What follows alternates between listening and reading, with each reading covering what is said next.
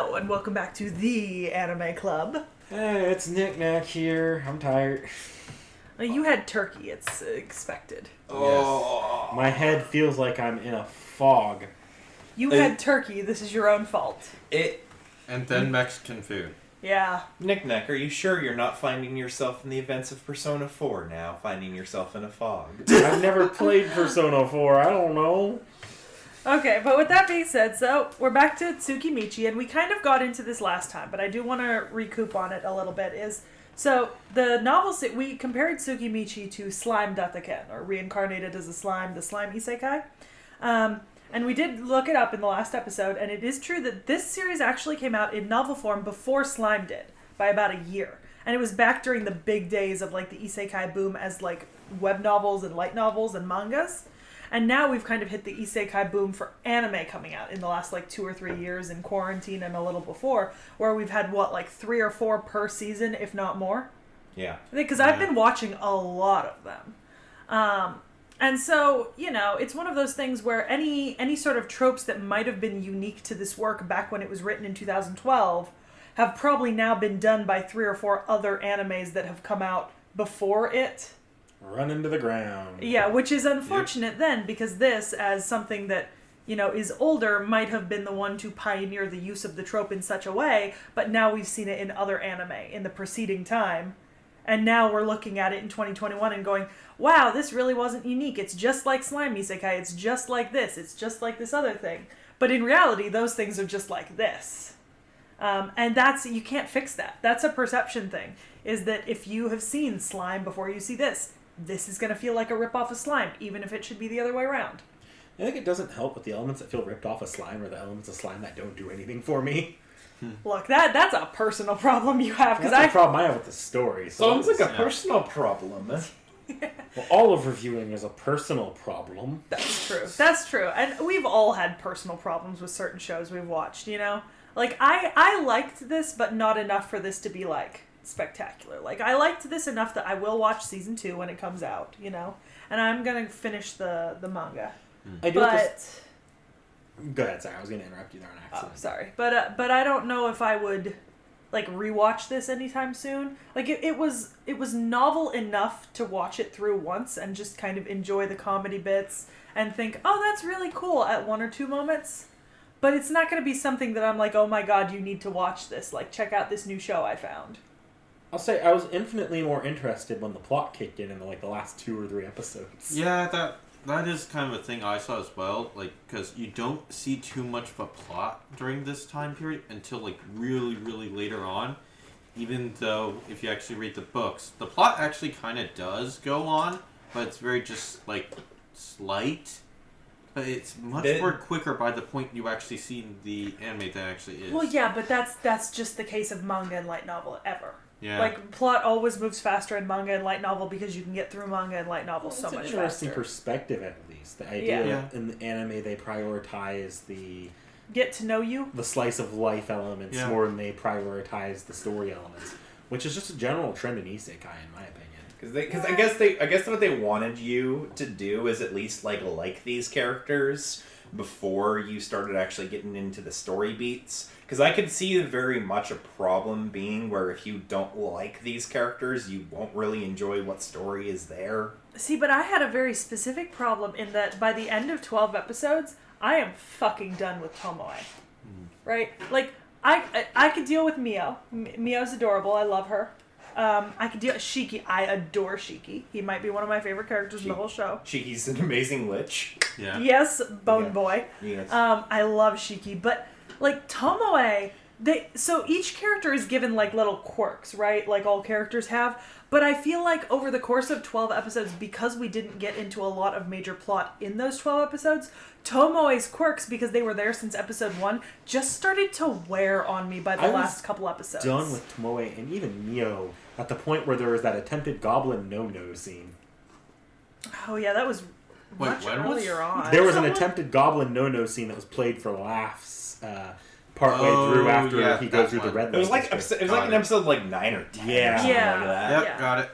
But I mean, that's the thing. Is like I said, by the end of the 12 episodes, I was done with Tomoe's like character quirk. You know, like she had a few good moments, and that's what ruins it. You know, because I love that the inspirational speech that she based off of like Japanese historical dramas. Like, that was pretty funny. That was a great character moment.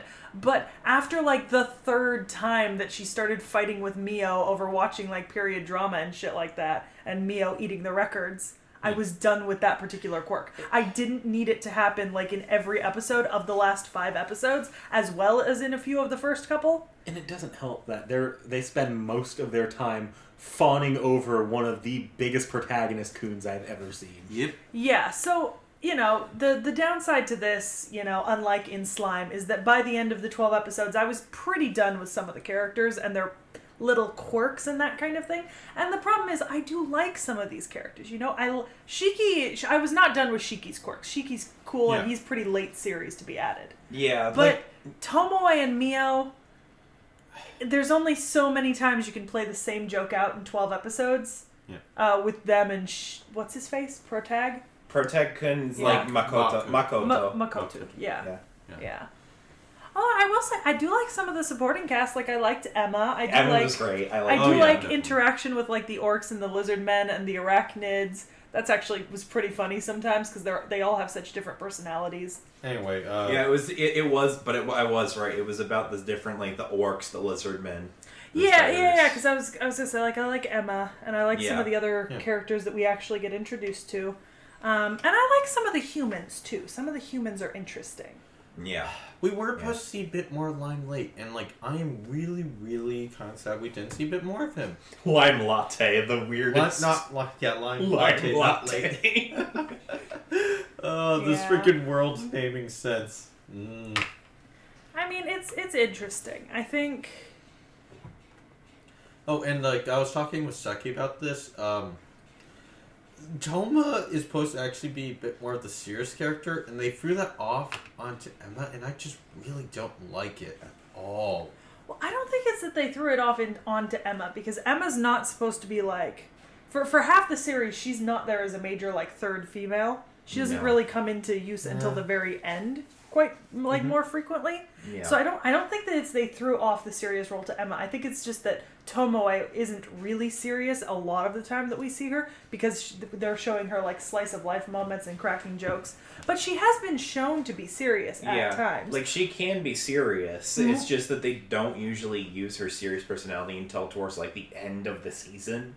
Yeah, and more so even Mio almost never gets like serious personality at all. She's always doing the kind of like creepy weirdo. She's got the yandere personality trait to her. Yeah, but Tomoe does have a few more serious moments, and she does kind of fill the more serious role of the two of them. It's just neither of them are serious enough, is what it feels like. Like, Tomoe is more serious, but she's not fulfilling enough of a serious role in the series.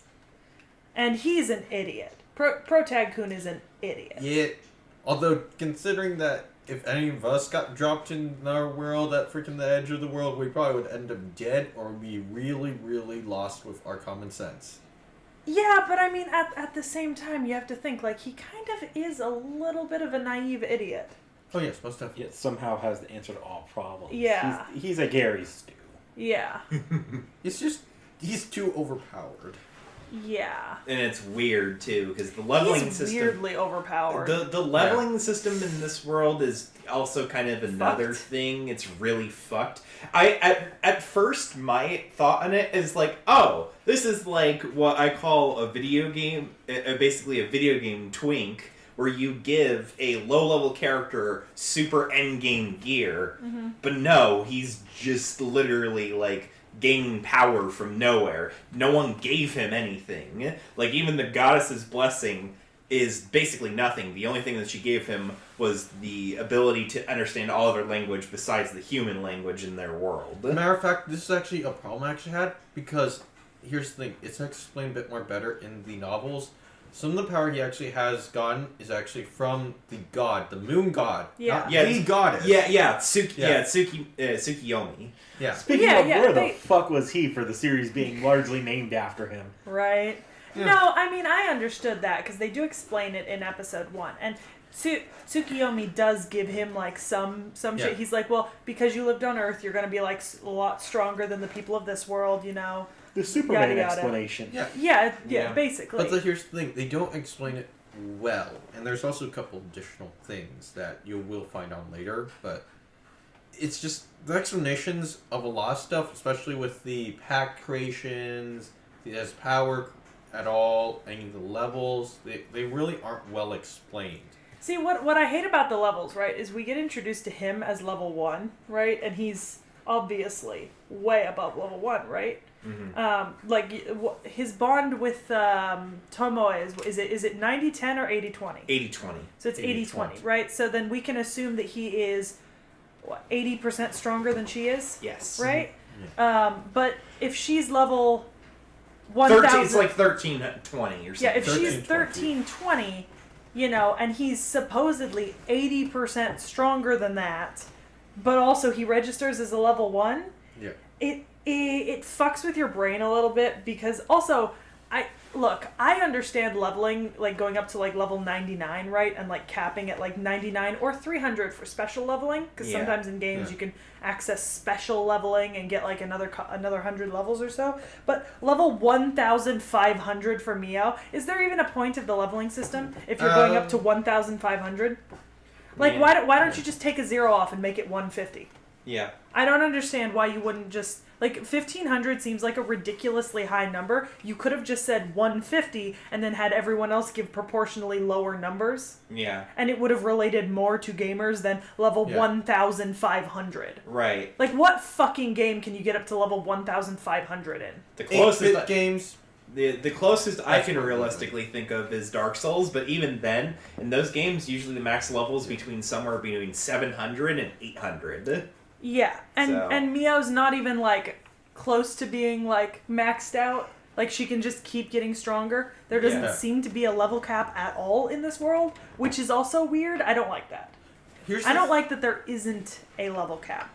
I don't mind so much that there's no level cap, but the inclusion of like such high proportional levels for all these other characters seems so arbitrary when our main protagonist Kun here is level 1 and yet seems to have the power of a literal god. Yeah, like... Yeah, they do actually explain that later on. Alright, But I will say yeah. this, like the leveling that you guys are thinking of in terms of normal games versus this, is more like those levels you see like a large increase in power, while these levels are more like incremental, like very tiny ones. Okay, So it's not like D&D ones yeah, or anything but, like that. But if he... Right, so proportionally he is 80% stronger than Tomoe or Mio, right? Because he has an 80-20 on both of them? Technically. Theoretically, right? His magical power, right? Yeah. That essentially makes his power a level approximately 2,700 Yeah. or 2,500. Like his act but like, he registers as a level 1, and that just...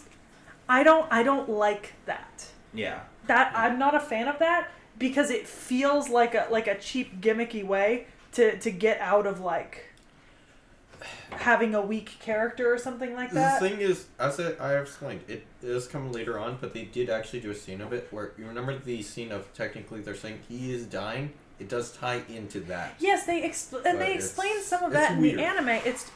It's just they don't explain enough, and it's a little weird. Yeah. And even if they did, I still have an issue with level 1,500. Yeah, no, like I was saying, That's I just have ridiculous. a problem with like a lot of the explanations in this. Yeah. It thing. just feels arbitrary as a way to tie it into video games. Yeah, exactly. Although And, it does technically count, but not really. and I mean, Much later. story-wise, we've already talked it. We don't really get a lot of the story in the early bit of this show, but essentially, so he's dropped into this isekai world. The goddess of this world decides that he's too ugly and she doesn't want to deal with him. Damn, being So- spited like that. Yeah, Yeah. so and he literally looks like a normal everyday human, but apparently he's so ugly that other humans perceive him as like half not human, right? Yeah. And so he gets dropped down and he fights this dragon and bonds this dragon as his servant and fights this giant spider thing and bonds this spider thing as his servant. and creates like this demi-plane where all these monsters can live and farm like regular people. I mean, it's basically the exact same thing as the beginning of Slime Isekai. Oh, yeah. And he wants to build a trading guild so he can sell the goods he makes outside of his own thing and make his own little demi-plane super prosperous and that kind of thing. I mean, oh god, the more I explain it, the more it just is the Slime Isekai. It really is. It's because it's during that time period where everything was starting to come out with that type of thing. Yeah, and I'm going to be honest. I think Slime Isekai is better, at least from what I've seen and read. And I have seen and read all of Slime Isekai so far, but I think the thing with Slime Isekai is they get more into the plot faster, and the plot starts a lot earlier with the dragon and everything, and here it takes a little longer for the plot to really start. However, I will say, I did like the scene where he goes after that human woman adventure and kills her, and then has a mental breakdown from it. Oh, yes, definitely. Yeah. I did like that. You know, like him coming to terms with the fact that he's just done something that like he never would have done in his original world. Yeah. But he now kind of has to be okay with doing in this new world because the rules are different. Yeah. I did actually like that scene. Yeah. Also, I will say I had a moment right when they're describing the cursed disease. Yes. That trader's family has. Yeah. So they go through all of the symptoms, right? It's just rabies. Yeah. It's literally just rabies. So, and so the thing is, I'm currently taking a class on diseases and parasites and stuff like that. It is literally word for word textbook definition of the list of symptoms for rabies. But I was just sitting here staring at the screen, just like screaming, "It's rabies! It's fucking rabies! You have just put rabies as a cursed level 8 disease." And honestly, 10 out of 10 makes sense. But, phew. If anything, when I was looking at it, you know what these like their devolved states remind me of? That one movie that was starred with Will Smith as the main character called I Am Legend. I don't think I've ever seen that that one. Yeah. Like I can show you guys later, like after this, but this is exactly what they reminded me of when I saw them. I mean, I'm not surprised. Yeah. You know, I just thought that was a funny comment. Anyone have anything else to say about story and characters? Oh yeah, I was talking to you about this, Seki. They put focus on a lot of weird things like that I feel that they shouldn't focus on. Like the final battle scene. I felt they should put a lot more focus on that rather than put focus on like the opening the store, since the opening store was just like such a tiny little thing compared to the actual final battle scene. And it just made the battle scene just lackluster. I actually enjoyed that battle scene up to the point where he pulled a Rock Lee. Yeah. Well, no, because there's a lot more things Well, going I mean, on. you knew he was gonna pull a Rock Lee as soon as he know. got those finger rings. I could call it the moment I saw him still wearing those finger rings. As soon as he got Draupnir, Yeah. he was gonna pull a Rock Lee moment. And everyone, let's just acknowledge all together right now, say it with me, Rock Lee is the ultimate. No one can ever be as good as Rock Lee was in that moment. There's a reason why we call it pulling a Rock Lee. You don't know, you'll see it soon. Okay. But Rock Lee is glorious, and no one can ever do this better than Rock Lee did this. Okay. This is a cheap imitation at best. Yeah. Oh, yeah, and also we don't see too much in terms of a development for MC-san. Unless it's like the killer. No, he doesn't. Look, you know what? He doesn't do much. I think the one difference between, like, for example, Rimuru and this main character is Rimuru actively like improves and does things and realizes that he needs to be more of like a leader and that kind of thing, and he still has not made all those same realizations.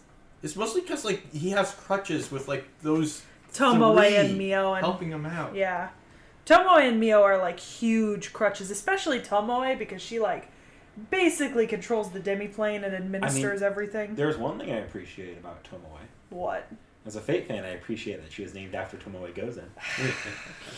I like her obsession with the historical period drama and that kind of thing, because actually one of my favorite characters in Solo Leveling does a similar thing but with Korean period drama. Another thing with this, what was it? There's a lot of Japanese-isms in this show, I felt like. Oh yeah. A lot of Japanese-isms. So, like, I can see, like, maybe why this is at least a little bit more appealing to, like, a Japanese audience and stuff like that. Because a lot of them will get a lot more of, like, the references and everything in it, as opposed to maybe something like Slime.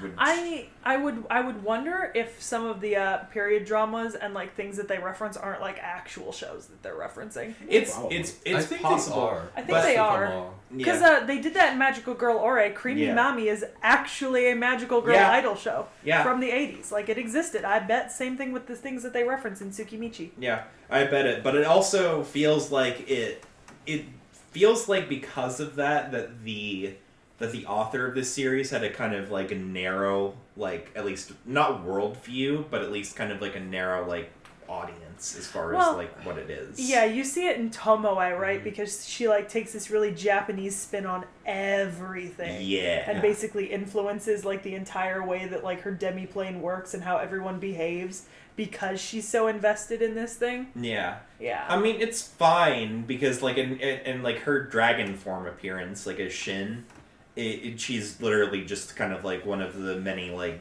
one of the many dragons that are typically associated with Asian mythologies and stuff like that, at least as far as appearance is concerned. So I'm not that surprised. And then Tomoe is just a giant spider. That's Mio. Or no, Mio. Yeah. So one of the reasons I really like Mio, right, is because Mio actually reminds me of a very specific character from Lord of the Rings. She's actually very similar to the Ungoliant, who none of you would know. I say Lord of the Rings, but I actually mean the Silmarillion. Yeah. Because the Ungoliant is like a what's the word? She is a force of nature personified in Lord of the Rings. Basically, she's like greed and hunger, like unlimited greed and hunger, and she's a giant spider that just cannot stop consuming things. And she's neither evil nor good. She just wants to consume everything. Reminds me a lot of Darth Nihilus, you know? That's a comparison for Knick Knack there. Yeah, so that's part of why I liked Mio a lot. I thought she was cute. And then I liked Shiki because... So I love liches, right? First of all. I want to preface this. I love liches. I think they're hilarious. And then, like, you know, I love Overlord. And, like... Yeah. Him in his, like, Skelly Boy outfit really reminded me of, what's-his-face in Overlord? Yeah. It reminded me of Einzul Gown in Overlord, and I'm sure that was deliberate. Like, 100% sure. Yeah. And then, like, and then he just becomes, like, he's so weak compared to the girls, and they just constantly sideline him, and he's just like, oh! Yeah. And I love it. Yeah.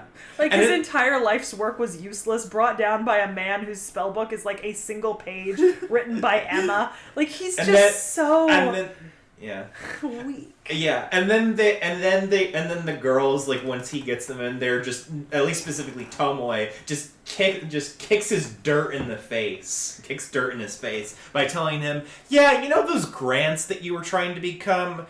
That was actually more so people from this universe just ripping through tears, and they decided to stay instead of come back to their own universe. Yeah, like, it's not something you could accomplish. It's not something special about their bodies. They were just lucky. You know, he's like, my entire life. And they're like, yeah, it was useless. Want to join us? And then he can't even get, like, a 90-10 contract. It's literally 100-0. No, it was worse. It was a 10-0 or something. Yeah, 100-0. 100% to 0%. Yeah. So, like, and what was funny, too, is that he's a lich, but he specializes in healing magic. Yeah. Yeah. Yeah, I loved him. Shiki was great. Yeah. Shiki's a very, very nice character later on in the series as well. I was going to say, I love it. I think he'll develop as a nice character next season if we get more plot, because I could definitely see him being the voice of reason necessary in this show. Yeah, we just got so little of him this season. Yeah, well, because he came in very late. You know, I think he wasn't introduced to what, episode like 8 or 9? Yeah. Because like, you're right, he does seem like very much a voice of reason type character that would probably, like, he won't convince Tomoe or, like, Mio in some ways, but I definitely could see him having a lot more influence over Protag-kun. Yeah, because he's more reasonable than the other two, and he's not trying to fuck Protag-kun so far. Yeah. So far as we know. Thank God, okay. Vorm's just given us confirmation. I mean, if nothing else, I can at least kind of appreciate Protag-kun on his stance towards both Mio and Tomoe, where he's like, I don't really want to do this with you two because I more so see you as family, but I don't have the heart to tell you two that. Okay, I think that's a little bit of a cop-out, honestly. But it's a little I think bit he of should have cop-out. just told them. He probably honestly should have. Yeah. But the problem is I don't feel like... Okay, sorry. No, go ahead. I was interrupting you. But the problem is I don't feel like it would stop their antics. I really don't. So even if it is a cop-out, it's not going to stop the show from trying to do the bullshit. So even if he does tell them, yeah. I don't know. For me, it just feels like a bad case of the pro-tag-kun. See, I think that... So, Tomoe and Mio, they are this show's fan service, right? Like, them to the pro-tag-kun. And, he's not telling them, like, fuck no, which is a problem for him, right? Like, Yeah. If he doesn't want to do anything with them, he needs to tell them, but this is anime, and that's not going to happen. Even if he did tell them, I don't think they would stop like I was making my point. I don't... I'm not sure that would entirely be true. I think that if he told them outright, right, that he wasn't interested in that at all, Yeah. then they might not, like, stop wanting him, but they might stop, like, actively attacking him and stuff like that, because the only reason why they started doing that is because he didn't tell them no when they brought it up originally. Yeah, that's true. So if he, said no to begin with, said, like, I am not interested. And at least, I guess, at least based on their contractual relationship, considering he has more of the power in this case, it wouldn't stop them from necessarily fantasizing about it, but it would at least make it so that way they're not going to likely act upon that desire that they want to be with him. Yeah, they whatever. wouldn't, like, attack him in the middle of the night like they did in episode, 9 or something? Yeah. Yeah. If I remember correctly, they're either master and servant or master and slave. I think they said that if it was closer to equal, it was servant, but if it was, like, really Yeah, if really it was bad, like one way, slave. it's slave. Yeah. And I think technically all three of them rate as slaves, but he doesn't treat them that way. Yeah. Yeah, It doesn't obviously. give orders. Yeah, Yeah. but Yeah. I don't know. I just think that if at the very beginning, if they had cared to not make it a fan servicey show at the beginning, the choice would have been for him to just say no.